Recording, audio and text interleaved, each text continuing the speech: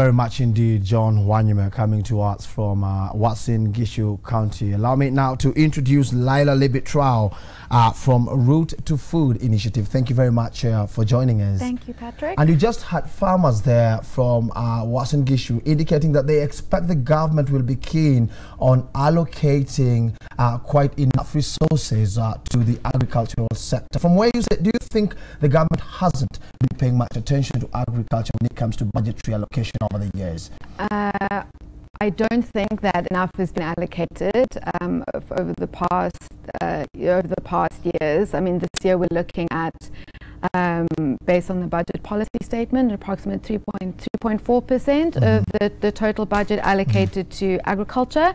Last year it was just over 3%, and I don't think that that is commensurate with the scale of the problem in the country, nor the political prominence that the issue of food security has gained, particularly under the Big Four agenda. Okay, yeah, and speaking of the Big Four agenda, we know that food security and nutrition actually is a part of that wider plan. So even as we await the CS to actually lay out this plan, what do you expect him to actually do to ensure that the government attains this goal on making Kenya food secure? Okay, so the first thing that I would want to say is that the Big Four has got a lot of positive appraisal. There are aspects of it. It is just a plan. It hasn't been allocated. We don't know yet whether it's going to have the budget backing in order to implement the plan, which we will be able to, have a better, clearer view of this afternoon. I think one of the things that I would find slightly concerning about it is there's a strong focus on large-scale agriculture, and when you're looking at agriculture and food security, I think they are, even though food security is historically always covered under agricultural sector, it's a multi-sectoral issue. So we can't say, so that's the one thing I want to clarify or define. And then when you're looking at investments under large-scale agriculture, I would argue that they don't really respond to the immediate needs of realizing or the food security needs of the 25% of the population who experience chronic food insecurity.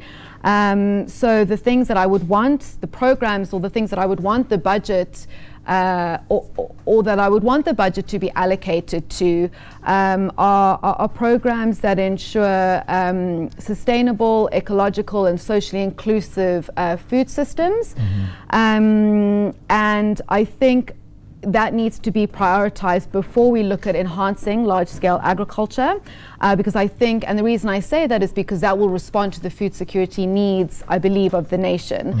And when we're looking at those kind of programs, we're looking at renewable and decentralized energy sources, collective infrastructure, protecting ecosystems and Kenya's biodiversity, and we're looking at knowledge collection and dissemination. So, I mean, we can go into those a bit more, but certainly in terms of collective infrastructure, we're looking at that's roads, that's water, and also post-harvest storage facilities and cooling storage facilities, which are absolutely the mandate of a national government to be able to invest in, to create an enabling environment for the majority of smallholder producers to be able to generate or produce food for the country. Okay, you've mentioned post-harvest losses, and we know that Kenyan farmers actually lose about 20 to 30% of their harvest through post losses, and this is due to lack of sufficient storage facilities. Why do you think the government has not been able to actually even help farmers just manage their crops after harvest to avoid this sort of losses? That's a difficult one to answer. I think the policies and programs are there. It's not been implemented.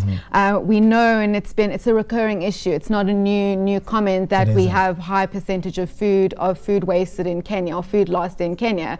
We know this is largely a result of poor road infrastructure or transport infrastructure. So if you were to ask me, I would say, well, we need to implement projects. These are very specific, explicit projects that we need to, that we actually need to invest in. And I would hope that out of the the budget reading today, you would start seeing programs that are explicit in setting up infrastructure that's not going to come under your agriculture budget, but then actually seeing those programs implemented or those projects implemented. Okay, and we also have the menace that is being caused by fall armyworm and recently locust in various parts of the country. Do you think it's a high time that the government actually set aside a kitty just to ensure the deal with these sort of pests? I think the government has a constitutional responsibility towards realizing the right to food. So that means we have to protect, promote, and fulfill the right to food progressively over a period of time.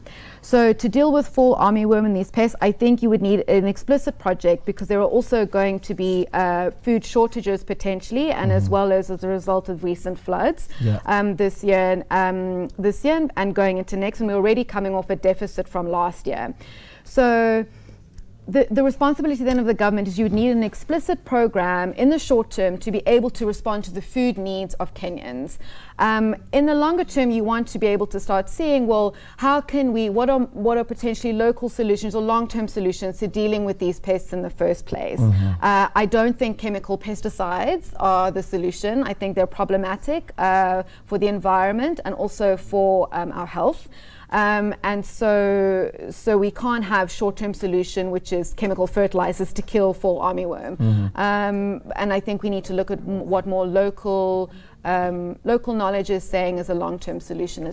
And put together all this, the fall armyworm, locust invasion, the floods. I mean, we are looking at plantations actually being done away with. So we expect either yields or the harvest at the end of it all to actually reduce.